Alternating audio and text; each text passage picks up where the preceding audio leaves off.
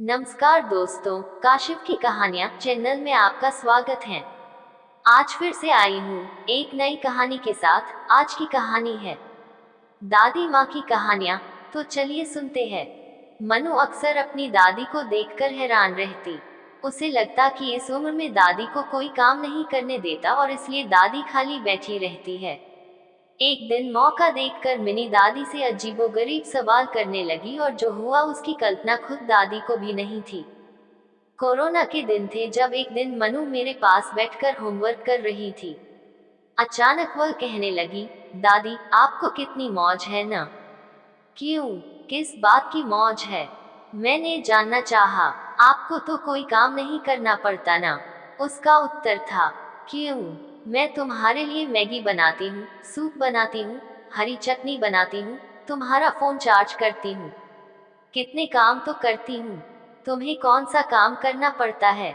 मैंने हंसकर पूछा। क्या बताऊं दादी, मुझे तो बस काम ही काम है। उसने बड़े ही दुखी स्वर में उत्तर दिया। क्या काम है, पता तो चले। मैंने दोबारा पूछा। क्लास अटेंड करो, होमवर्क करो, कभी टेस्ट की तैयारी करो, कभी कोई प्रोजेक्ट तैयार करो। दादी आपको पता है बच्चों को कितने काम होते हैं। वह धारा प्रवाह बोलती जा रही थी मानो किसी ने उसकी दुखती रगत पर हाथ रख दिया हो। उस पर ये ऑनलाइन क्लासें, बस लैपटॉप के सामने बैठे रहो, बुक बंद कर, जरा सा इधर उधर देखो तो मैम चिल्लाने लगती है। चिल्लाती भी इतनी जोर से है कि घर पर भी सबको पता चल जाता है। सोनम तुमने होमवर्क क्यों नहीं किया?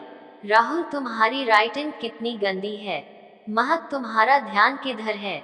बस डांटती ही जाती है। आज मनु पूरी तरह विद्रोह पर उतर आई थी। मैं चुपचाप उसकी बातें सुन रही थी। क्या स्कूल में मैम नहीं डांटती? मैंने हंसकर पूछा। दादी कैसी बात कर रही हो, वहाँ भी डांट पड़ती है। मैडमों का तो काम ही डांटना है। फिर मेरा प्रश्न था, दादी आप सम नहीं रही हो? उसने बड़े भोलेपन से उत्तर दिया। क्या नहीं समझ रही हूँ? तू कुछ बताएगी तो पता चलेगा। रुको, मैं आपको समझाती हूँ। स्कूल में भी मैम डांटती हैं, पर हम लोगों को बुरा नहीं लगता है, क्योंकि डांट तो सबको पड़ती है, इसलिए क्लास में सब बराबर होते हैं। कभी कभी तो पनिशमेंट भी मिलता है, पर किसी को पता तो नहीं चलता।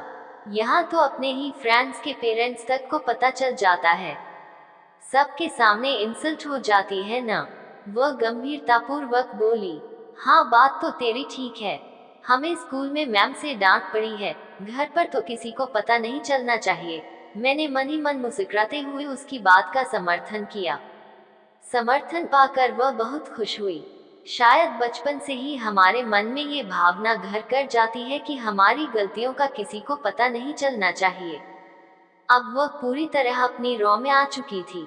मुझे अपना राजदान बनाते हुए बोली, जैसे कोई बहुत ही रहस्य की बात बता रही हो। दादी मैं आपको एक बहुत ही मजेदार बात बताऊं, आप किसी को बताएंगी तो नहीं? उसने पूछा। वह आश्वस्त होना चाहती थी। नहीं, मैं किसी को नहीं बताऊंगी, तू बेफिक्र होकर बता। मेरा उत्तर सुनकर वह बोली, जब किसी बच्चे पर मैम नाराज होती है तो सारे बच्चे नीचे मुंह करके या मुंह पर हाथ रखकर हंसने लगते हैं। मैम नाराज नहीं होती, मैम को पता ही नहीं चलता है। और वह बच्चा, बच्चों को क्या फर्क पड़ता है, रोज किसी न किसी पर मैम गुस्सा होते ही हैं। सुनकर मुझे हंसी आ गई। सच ही है, हमाम में सब नंगे। एक और मजेदार बात बताऊं दादी?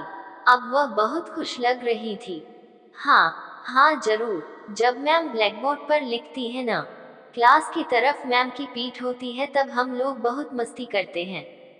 कुछ लड़के तो अपनी सीट छोड़कर उधम मचाने लगते हैं, और जैसे ही मैम मुड़ती हैं, सब अपनी अपनी सीट पर चुपचाप बैठ जाते हैं। मैम को कुछ पता ही नहीं चलता है।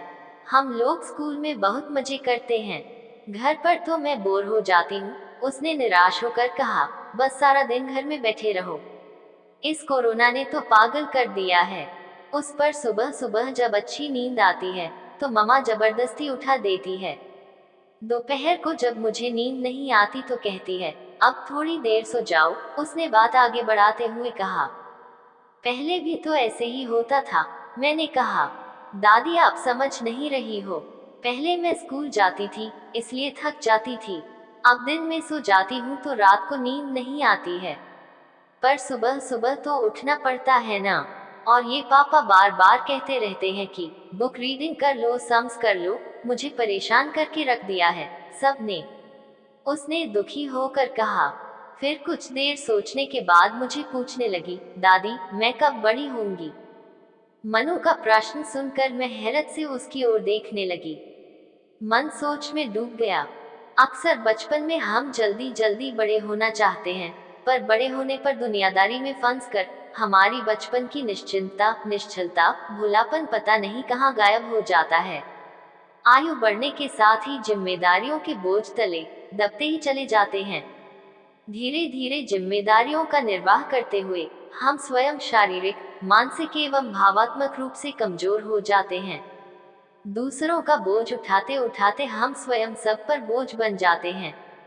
फिर याद आती हैं उस उम्र की बातें जो लौटकर कभी नहीं आती है।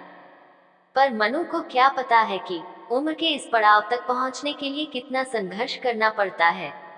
वह तो बस जल्दी से जल्दी इस उम्र में पहुंचना चाहती है। इस प्रकार ये कहानी पूरी होती है। दोस्तों, अगर आपको कहानी पसंद आए तो लाइक करें। आगे ऐसी और कहानियों को देखने के लिए काशिफ की कहानियां चैनल को सब्सक्राइब करें। जय श्री कृष्णा, राधे राधे।